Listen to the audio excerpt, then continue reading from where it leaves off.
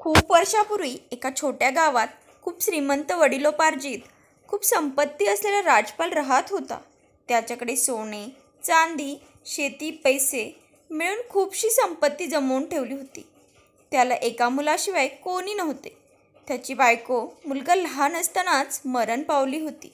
मुलाचा सांभाळ कसा करायचा म्हणून त्याने काही दिवसांनी नोकरी सोडून दिली आणि शेतीवाडी पाहू लागला. मुलगा आता मोठा झाला होता. त्याचा मुलगा रियान नेहमी त्याला म्हणत असे, बाबा तुम्ही आता वृद्ध झाला आहात म्हणून तुम्ही पूर्ण विश्रांती घ्या. जोपर्यंत माझ्या जीव आहे तोपर्यंत हे शक्य नाही. माझे काम मीच पाहणार. राजपाल म्हणाला. एकदा नदीच्या काठी त्याला एक 16 वर्षाची मुलगी दिसली. ती आपल्या आजीबरोबर नदीवर आली होती. तिचे आईवडील लहानपणीच वारले होते, त्यामुळे आजीच तिचा सांभाळ करीत असे. त्या मुलीचे नाव हेमा असे होते. हेमा व तिची आजी अतिशय हालाकीचे जीवन जगत होत्या. त्यांना आधाराची खूप गरज आहे हे राजपालला समजल्यावर राजपालला तिच्याशी लग्न करावेसे वाटले. त्याने मुलीच्या आजीला विचारले. ती कबूल झाली. हेमानेही नकार दिला नाही, म्हणून राजपाल तिला लग्न करून घरी घेऊन आला. हेमा लहान असली तरी फार हुशार होती. म्हाताऱ्याचे हे काम त्याच्या मुलाला व सुनीला मुळीच आवडले नाही. काही दिवसांनी हेमाला मुलगा झाला. बापाने त्याचे नाव श्याम असे ठेवले. रियानला बापावर राग होताच तो एवढ्यावरच थांबला नाही, तर आपल्या सावत्र आईला उलटा म्हणू लागला आणि श्याम आपला भाऊ नाही म्हणून सांगू लागला. रियानचा हा तऱ्हेवाईकपणा त्याच्या वडिलांच्या कानावर गेला, पण तो काही बोलला नाही, कारण त्याच्या रागाचे कारण त्याला कळले होते. तेव्हापासून त्याला थोडी काळजीच वाटत होती. श्याम 5 वर्षाचा झाला तेव्हा राजपालने त्याला शाळेत घातले. ज्या शाळेत रियानचा मुलगा जात होता त्याच शाळेत श्याम जाऊ लागला. अर्थातच रियानला ते रुचले नाही. त्याने आपल्या मुलाला त्या शाळेतून काढून दुसऱ्या शाळेत घातले. हे ऐकून राजपालला वाईट वाटले. एकदा त्याला वाटले खूप रागवावे आपल्या मुलाला, पण पुन्हा विचार आला की त्याला रागवून तरी काय फायदा, त्याच्यावर काही परिणाम होणार नाही, म्हणून राग गिळून तो स्वस्थ राहिला. काही दिवसांनी राजपालला अर्धांगवायूचा झटका आला. या आजारावर काहीच उपाय नाही असे डॉक्टरांनी सांगितले. मरण येईपर्यंत पडून राहायचे. बापाला उठता येत नाही असे पाहून रियानने सर्व कारभार आपल्या हाती घेतला. सर्व ठिकाणी आपला अधिकार दाखवू लागला. आता त्याचे राज्य सुरू झाले. आपले आयुष्य आता मोजके दिवस राहिले आहे असे वाटल्यावर एक दिवस राजपालने रियानला आपल्याजवळ बोलावले व एक चोपडी त्याला दिली. त्यात त्याच्या सर्व संपत्तीचे सविस्तर वर्णन होते. चोपडी देत तो म्हणाला, रियान तुझा भाऊ फार लहान आहे. काही दिवस तरी त्याचे पालनपोषण तुझ्यावर टाकणे भाग आहे. बरे, त्याची आईसुद्धा सर्व कामे पाहावायला अजून लहान आहे, म्हणून मी वाटे केलेले नाहीत. सर्व तुझ्याच नाव लिहिलेले आहेत. श्याम मोठा झाला म्हणजे त्याचे लग्न करून दे आणि त्याला 10 एकर जमीन व एक बंगला राहावयास दे, म्हणजे त्यांना खाण्यापिण्याची राहण्याची काळजी राहणार नाही. या सर्व गोष्टी मी यात स्पष्टपणे लिहून ठेवल्या आहेत, त्याप्रमाणे कर. बरे, दुसरे म्हणजे श्यामची आई जर दुसरे लग्न करणार असेल तर करू दे, आणि जर तिला तसेच आपल्या मुलाकडे राहावायचे असेल तर तसे करू दे. मी लिहिल्याप्रमाणे केलेस म्हणजे माझ्या मनाला शांती मिळेल. बाबा काही काळजी करू नका, आपल्या आज्ञेप्रमाणे सर्व काही करतो असे सांगून रियान चोपडी घेऊन रियान आपल्या खोलीत निघून गेला. तो गेल्यावर हेमा आपल्या नवऱ्याला म्हणाली, हा काय तुमचा मुलगा नाही? सर्व काही मोठ्या मुलालाच देऊन टाकलेत, मग आम्ही काय करावे? असे म्हणत असता तिला रडू कोसळले. रियानचा काय भरोसा, समजा मी ही संपत्ती दोघांना वाटून दिली असती तर तो तुझ्या मुलाला मारून टाकायला सुद्धा मागे पुढे पाहावायचा नाही. असे काही कारणच नको म्हणून मी सारी संपत्ती त्याच्या स्वाधीन केली आहे. त्याचं बरोबर श्यामच्या पालनपोषणाची सर्व जबाबदारी मी त्याच्यावर टाकली आहे. तू अजून लहान आहेस, तुला हे सर्व खटलं सांभाळता येणार नाही. माझ्या मागून तू येथेच राहिलीस तर तुझे हाल होतील, म्हणून तू येथे कष्ट सोशीत राहूच नकोस. कुणाशी तरी लग्न करून घे, राजपालने हेमाला सांगितले. असं भलतेच काय म्हणता? कुळाला कलंक नाही का लागणार? सुखदुःख जे काय भोगायचे ते सर्व ह्या मुलाजवळ राहूनच भोगायचे, हेमा म्हणाले. असाच जर तुझा विचार असेल तर मी अशी व्यवस्था करतो की त्यामुळे तुम्हाला मुळीच त्रास होणार नाही. असे म्हणत त्याने एक पाकीट आपल्या अंथरुणाखालून काढले. ते हेमाच्या हातात देत म्हणाला, यात माझे चित्र आहे. हे आपल्याजवळ ठेव, कोणाला दाखवू नकोस. आणि श्याम मोठा झाल्यावर सुद्धा जर त्याने त्याच्याकडे दुर्लक्ष केले तर या गावात जेव्हा चांगला न्यायाधीश येईल तेव्हा त्याला दाखव आणि रियानवर फिर्याद कर. म्हणजे तो न्यायाधीश असा न्याय देईल की त्यामुळे तुम्ही दोघे सुखी व्हाल. त्यानंतर काही दिवसांनी राजपाल मरण पावला. आता सर्व राज्य रियानचेच होते. वडिलांचे क्रियाकर्म झाल्यावर त्याने घराला रंग देण्याच्या निमित्ताने आपल्या सावत्र आईला अंगणातील लहानशा झोपडीवाजा घरात जाऊन राहा म्हणून सांगितले. ती बिचारी तेथे राहू लागली. तिच्यासाठी लागणारे डाळ तांदूळ हा देत असे, पण बाकी भाजीपाला वगैरेसाठी काही व्यवस्था नव्हती. हेमा शिवणकाम करून पैसे मिळवून बाकी खर्चाची तोड मिळवणी करीत असे. तिने जवळच्या शाळेत आपल्या मुलाला घातले होते. एक दिवस रियानने आपल्या एका मित्राला आपल्या सावत्र आईकडे पाठवले आणि तिला पुन्हा लग्न करण्यासाठी समजाव म्हणून सांगितले.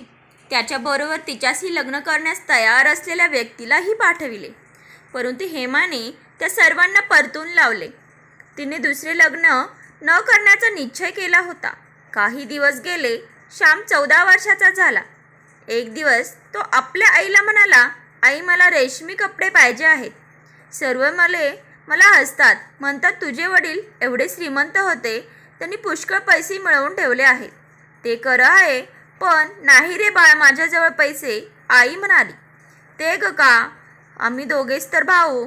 रियानच्या जवळ पुष्कळ पैसे आहेत आणि मला मात्र काही नाही. तू नाही दिलेस मला रेशमी कपडे तर मी त्याच्याजवळ जाऊन मागीन, श्याम म्हणाला. त्याने तसेच धावत जात आपल्या भावाकडे जाऊन रेशमी कपडे मागितले. तुला काय पाहिजे असेल ते आपल्या आईजवळ माग, रियान म्हणाला. पण साऱ्या संपत्तीची देखरेख तूच तर करतोस, श्याम म्हणाला. लबाड कपटी, कपड्याच्या नावाखाली आपला वाटा मागण्यासाठी आलास होय. चल जा, ही सारी संपत्ती माझी आहे. तू कोण आला आहेस उपटसुंब्यामध्येच, असे म्हणून रियानने त्याच्या फाडदिशी मुस्कटात मारली. कळवळून गेला तो त्या तडाख्याने. डोके धरून रडत रडत गेला आपल्या आईकडे. तरी मी तुला बजावले होते, तू जाऊ नकोस भावाकडे म्हणून, हेमा म्हणाली. तिच्या डोळ्यात अश्रुधारा येऊ लागल्या. रियानचे हृदय संपत्तीच्या मदाने दगडासारखे कठोर झाले होते. त्याने दुसरे दिवशी आपल्या इष्टमित्रांना आणि नातेवाईकांना बोलविले आणि हेमाच्या समोर सर्वांना उद्देशून म्हणाला, आपल्याला असे वाटत असेल की मी श्याम व त्याच्या आईला खर्चासाठी पैसे अगर राहण्यासाठी जागा देऊ इच्छित नाही, पण तसे काही नाही. पण काल श्याम माझ्याकडे आला आणि आपल्या वाट्याबाबत माझ्याशी भांडू लागला. मला वाटते हा आत्ताच एवढे करीत आहे तर पुढे काय करी. म्हणून मी आपणा सर्वसमक्ष वडिलांनी लिहून ठेवल्याप्रमाणे त्याचा हिस्सा त्याला देतो. त्याप्रमाणे हे पूर्वेकडील घर व 29 सेट जमीन आजपासून त्याची झाली. वडिलांच्या मर्जीविरुद्ध मी एक कवडी देखील कमी केलेली नाही. हे पहा मृत्यूपत्र, आपण सर्व याला साक्षी आहात, असे म्हणत त्याने तेथे जमलेल्यांना ती चोपडी दाखविली. रियानचे सांगणे संपल्यावर सर्व आपापल्या घरी गेले. कोणी अन्यायाची आपापसात कुजबूज करीत तर कोणी मनातल्या मनात ठेवून परतले. मायलेक आपले सामान घेऊन रियानने दाखवलेल्या घरी राहावयास गेली. ते घर पडके व जुने होते. त्यातीलच 1-2 खोल्या साफ करून घेऊन ते राहू लागले. त्यांच्या वाट्यास जी जमीन आली होती ती ओसाड होती. त्यात काहीच पीक येत नसे. काही वर्षे अशाच हाल अपतेष्टात त्यांनी काढली. पुढे एकदा हेमाला कळले की त्यांच्या गावात एक फार सज्जन आणि न्यायपरायण न्यायाधीश आला आहे.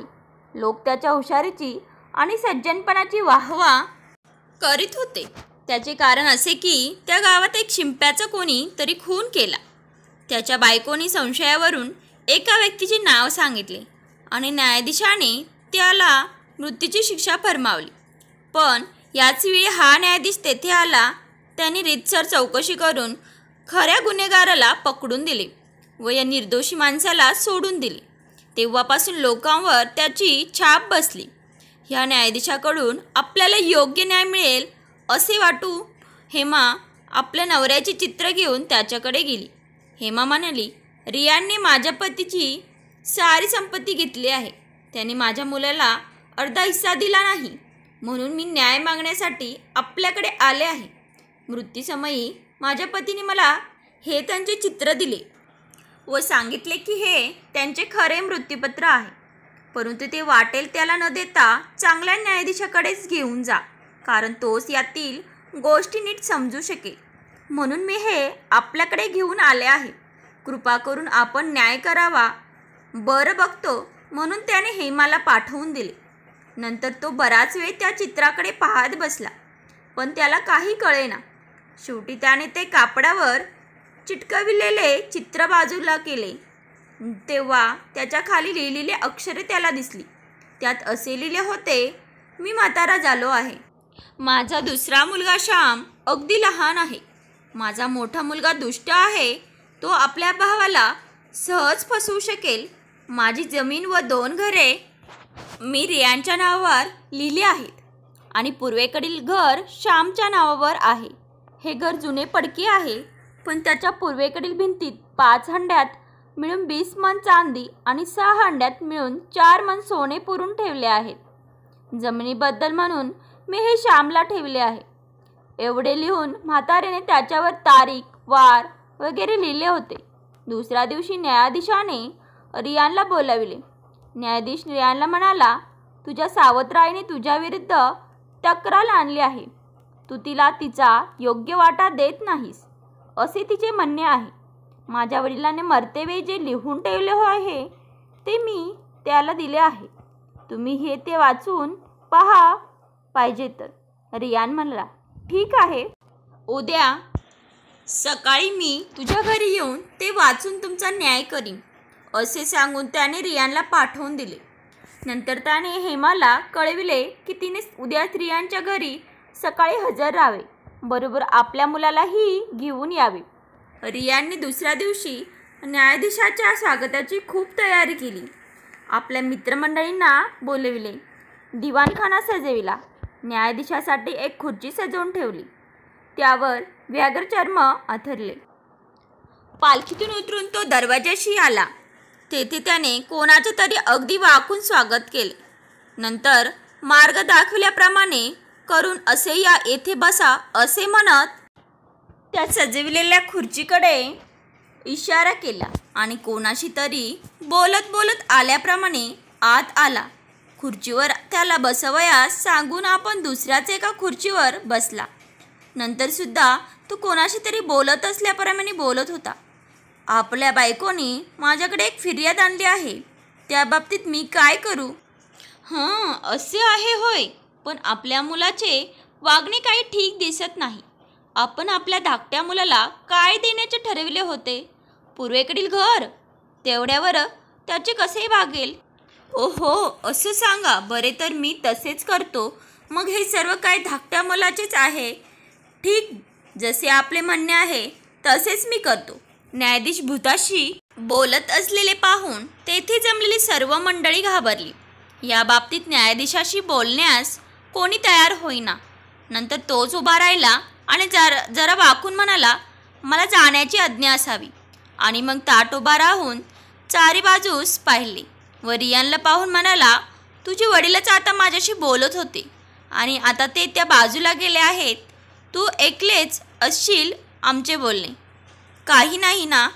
रियान म्हणाला, असं काय? चांगलं उंच माणूस, गोल चेहऱ्याचा, गालाची हाड जरा वर असलेला, भुरकट डोळे, लांब लांब भुवया, मोठेले कान, विखरलेली पांढरी दाढी, अधिकाऱ्याची टोपी होती डोक्याला, काळे बूट, लाल अंगरखा, कमरेला सोन्याचा पट्टा, बरोबर तेच राजपाल होते ना?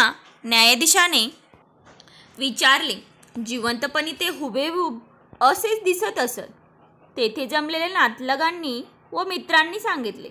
राजपालच्या चित्रावरून त्याने हे वर्णन केले आहे असे कोणासही वाटले नाही. म्हणून न्यायाधीशाच्या बोलण्यावर त्यांचा विश्वास बसला. त्यांना वाटले खरोखरच राजपाल भूताच्या रूपाने न्यायाधीशाशी बोलला. तुमच्याजवळ 2 घरे आहेत ना, आणि पूर्वेकडे आणखी एक घर आहे. चला आणखी काही गोष्टी तेथे सांगेन. न्यायाधीश म्हणाला. रियान त्याला घेऊन पूर्वेकडील घरात गेला. हे घर आपल्या भावाला देण्यास तुमची काही हरकत आहे? नाही, काही नाही, रियान म्हणाला. न्यायाधीशाने त्या घरातल्या मधल्या खोलीत बसून रियानची चोपडी पाहिली आणि म्हणाला, यात तर स्पष्टच लिहिले आहे, या घराशिवाय श्यामला काहीच दिलेले नाही. न्यायाधीशाचे बोलणे ऐकताच हेमा चिंतित झाली. तिला वाटले आपल्या मुलाला बहुतेक न्याय मिळणार नाही. पण या घरात 40 मन चांदी आणि 4 मन सोने पुरून ठेवले आहेत. हे तुझ्या वडिलांनी मला आत्ता सांगितले. अर्थातच ते श्यामच्या हिश्श्याचे आहे, न्यायाधीश म्हणाला. यावर अविश्वास करून रियान म्हणाला, यात काहीही असू दे, कितीही मन सोने चांदी असू दे, मला त्यातील काही नको. आणि जर तू त्यावर अधिकार सांगू लागलास तर मला त्याचा विरोध करावा लागेल. असे सांगून न्यायाधीशाने त्या घराच्या पूर्वेकडील भिंतीजवळ खणविले. तेथे 5 चांदीचे हंडे मिळाले. त्याचप्रमाणे पश्चिमेच्या बाजूला खणले तर तेथे आणखी चांदी भरलेले 5 हंडे मिळाले आणि एका लहान हंड्यात सोने मिळाले. न्यायाधीशाने ते सर्व सोने चांदी श्यामला दिले. यावेळी मात्र रियानला वाटले की जर आपण वडिलांची संपत्ती नीटपणे अर्धी अर्धी वाटून घेतली असती तर यातील अर्धे धन आपल्याला मिळाले असते. पण आता त्याचा काय उपयोग?